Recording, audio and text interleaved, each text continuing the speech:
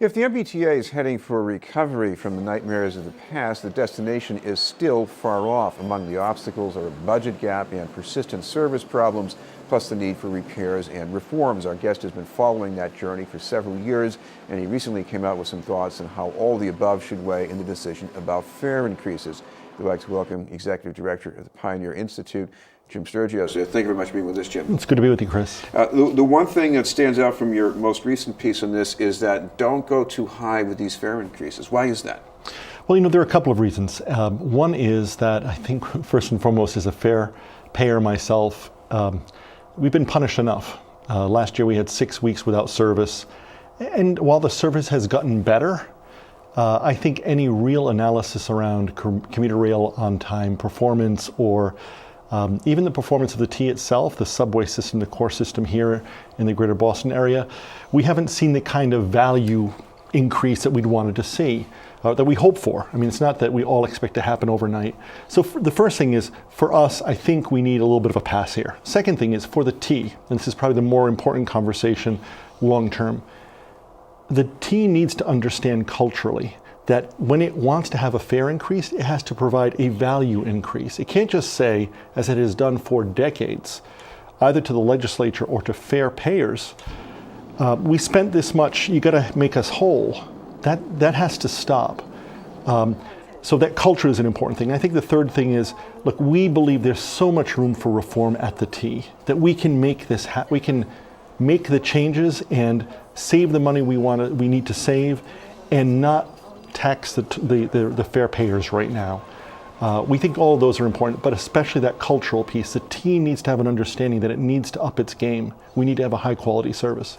Well, another way of putting this is maybe you're saying the riders need to see a down payment on a bigger increase down the line. A down payment meaning there is something that's really distinct they can point to that's a lot better. That's right. I have a tough time pointing to something like that. Right now, we just don't see it. I mean, look, to give the governor and his team their due, they've made lots of investments in third rail. They have made lots of investments in switch heaters that allow the trains to switch lines. They've made a lot of investments in signalization, and that has allowed us to have a higher quality service thus far, somewhat.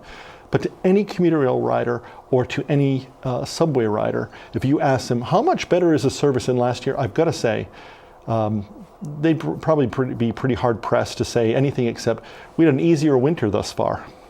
What about the burden of any increase that does get put into place? Because there are some people out there, even a modest increase can be really burdensome because their income is pretty low. Should there be some kind of ratcheting around that? Look, there are all kinds of different ways we can actually become a modern system. One is thinking about having people pay differential rates on the basis of how far they travel. One is to think about people's incomes and trying to actually tier rates on the basis of that sort of thing. So there are lots of different ways to try and think through that problem. I would say this. Right now you'll hear a lot of people say, look, in New York you're going to pay $2.25 for a ride, and in Boston you're only paying $1.50, so it's a great deal. The fact is that the quality of that ride is not nearly as good as it is in New York, so I don't think you can make that case. I would say, if the quality of the ride was higher, I think we all have to look ourselves in the eyes and say, we should be paying more into the system if it's part of a plan to increase the quality of that service even more. But right now, given the quality of the service, I don't think we can go back to the fare payers and look them in the eye and say you're really getting $1.75 worth of service or $1 or $2 worth of service. What they're talking about at the upper end is about a 10% increase. So you could say it's $1.65. It's not a heck of a lot or something like that. I think what's really important to me is the T understands that the terms of the debate have now changed. They must provide higher quality service if they want to come back to fare payers. Well, there will be new trains and trolleys in a few years, but a lot sooner the T has to deal with his budget gap. How do you do that? Look, I think there are many different ways to deal with that. We think that, first and foremost, the control board has done a pretty good job in holding down costs. I think when all is said and done, after all the changes that have been made thus far, this coming year we're probably facing something on the order of a $120 million gap. We just did an analysis. on general administrative positions, not the core service, not the folks who are driving the buses or the conductors on the trains, not the core service providers, but fare collectors, the people working in the stores, the people who are doing real estate management, et cetera, et cetera. These are administrative positions. There's been an explosion from about 280 to about 480 positions over the past 8 years. There has been an explosion in the costs associated with these folks from about $27 million to $60 million. There's been no great increase in ridership. There's not been a great increase otherwise in employment at the T, so you need more administrators. So why did that happen? There are things like, and I'm very happy about this, the T is now proposing outsourcing a lot of the fare collection, about 150 positions. We can get more consistent collections. We don't have a very consistent collection process, so more money can come through the door. We can have cost certainty around how much that will be. It will cost us less. Doing things like that can go a long way. The ride, if we actually change the contract and we're within our rights to do that, you could save about $50 million. If you take on some of the bus maintenance issues, about $40 million. We close that gap without a fare increase. This, for me, is a debate about whether we go back to the fare payers and say, you must pay more because we're unwilling to make the hard decisions, or if we're willing right now to make the hard decisions. I think the governor's team, the control board, the T has the tools. The legislature gave them the tools. I know there's huge pushback from labor unions, frankly from management at the T. As much as the labor unions, the management at the T does not want to change the way they've done business.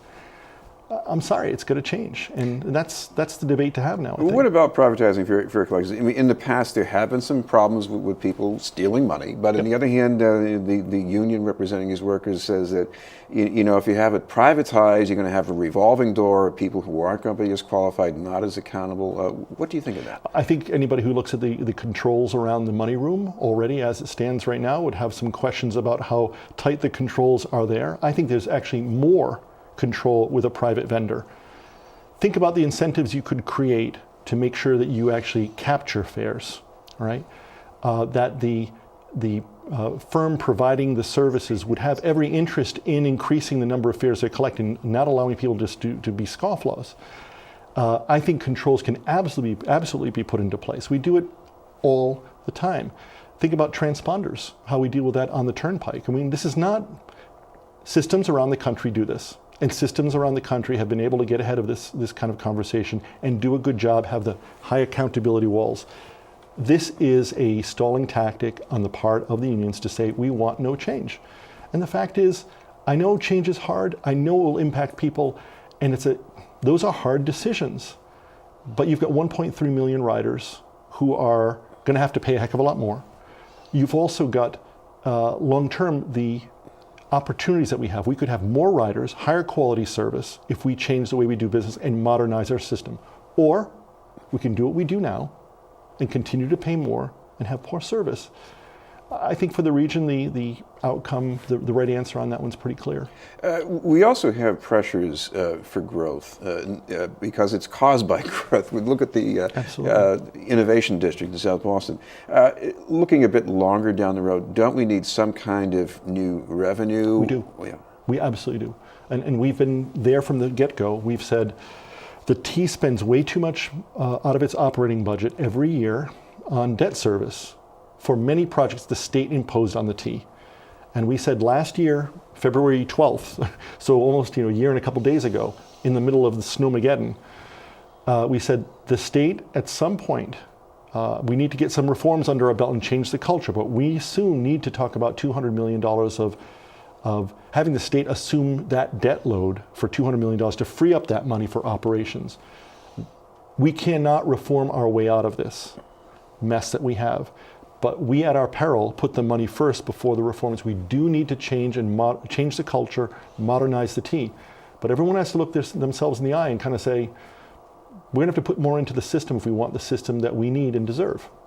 Talk about the culture, because you also recently did a report on how unused sick days can swell the pensions. And I guess it wasn't easy to even just get data from the T about that. Look, it's hard to get data from the T on just about anything. If you want to get data from the T on On-time arrivals by Keolis-run commuter trains. Try and get that. Chris, you'll enjoy the process. We do this all the time. It's very hard to get. The fact is, a lot of people don't know all the things, the ins and outs of how the pensions work, the multipliers that are put in there just for T workers. The fact that the state pays FICA, Social Security related costs for T employees as well. The T employees also pay in, but they have access to both Social Security and their own pension system, which is much more robust than state workers get. There's a lot of unfairness in this system, Chris, and it's all been built because they've said that it's a private system. The fact is we pay a majority of what goes into the T. We are stakeholders, and I think we all have to have a little conversation about fairness to state employees, whether we have the favored children at the T and everybody else gets a different system, or whether we come up with one single pension system that serves everyone fairly, but we don't just cut all these additional benefits for folks. So getting access to pension-related data is excruciating. And it's because for a long time it's been treated as a private pension. Thank you very much for being with us. Thank you. Jim Stergios from the Pioneer Institute. In a moment, a women's service organization with a long history of nurturing young leaders.